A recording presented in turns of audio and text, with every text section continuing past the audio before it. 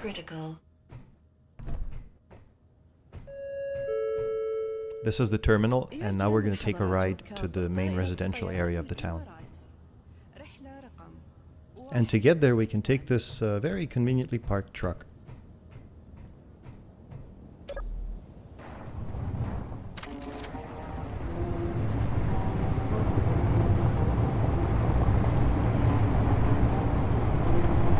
Alright, so relax, it's a long ride, but now that I have you in the car, we need to talk a little bit about towns.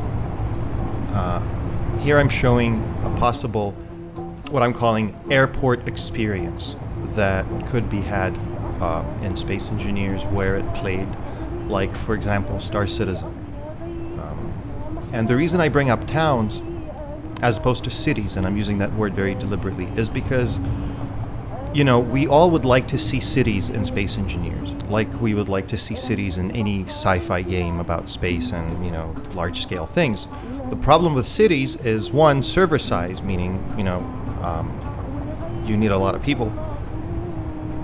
And the other one is that it's a lot of content to create. So either cities are empty backgrounds, like you see in some Space Engineers videos, where it's basically just glass boxes with no insides, and they're really big, you know?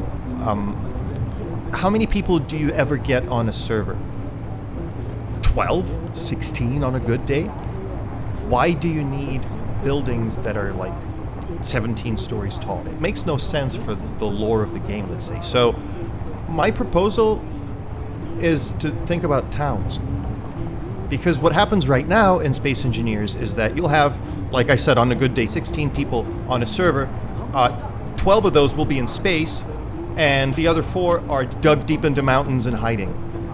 What happens as a result is that you never see any traffic around you, right? And even like the occasional griefers, there's a lot of excitement because it's something, you know? It's not just you in empty space, even on a planet.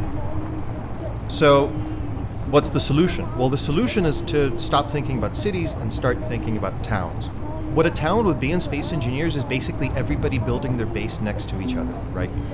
What that would allow is, for example, like, I know this is very idealistic. I know that everybody watching this is like, griefers are going to come and destroy everything. Yes, obviously. But you can deal with that, right? As a community. You can, like, take shifts. You can agree who's going to be on the server at what times. That's, you know, like what a community does. It's an advantage of having a town. Another one is resources. Why does everybody need to have their own storage? Well, everybody's going to have some storage, but have like a storage situation on one side of town, and have an energy situation on another side of town, and put all your cars in the parking of, you know, whatever. Like, you can have a whole social structure going if everybody just builds next to each other.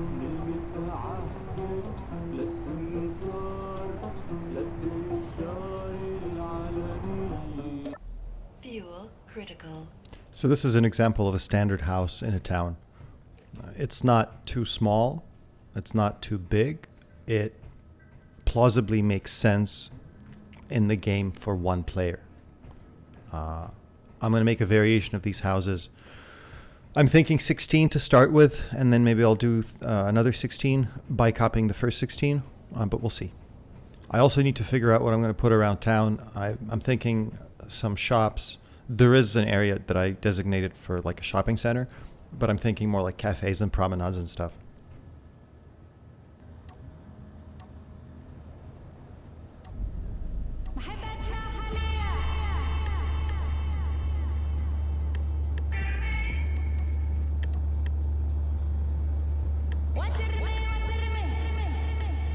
The biggest advantage, and this is something that I think a lot of us want from this game, is, you know, to see other players. I would love to see traffic around me, to look up and just see like random ships, not random ships, but actual ships, you know, controlled by actual players doing actual things. Then the game would feel real.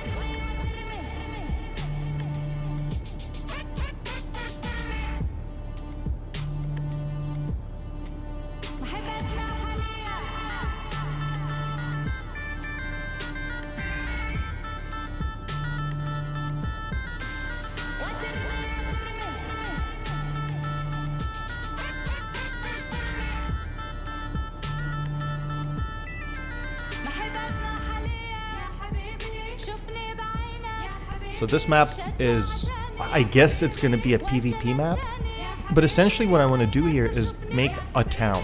It's not going to be like something you would find in survival if people were actually doing this. I'm stylizing it, obviously, for a dramatic effect, but I think it's a good example of how a town could look, how a town could feel. This is also an experiment to see how to work with scale. A big pet peeve of mine with this game is the stupid jetpacks. Because you can take 3 hydrogen bottles and fly halfway around the planet. That's silly, that makes no sense. Everybody should be grounded. Nobody should have a jetpack on Earth, ever. And if we were forced to use cars, what would the scale of this town feel like? How big should it be? Should it be just a tiny sort of video game town? Should it be an attempt at a realistic town with large distances? Should it be a compromise in between? So this is something that I'm trying to figure out in this world. I'll keep working on this for a while until it's finished. It's mostly empty for now. The industrial area is kind of laid out. I more or less figured out what I want to do. There's the parking, the industrial parking, which is convenient because I just know where everything is.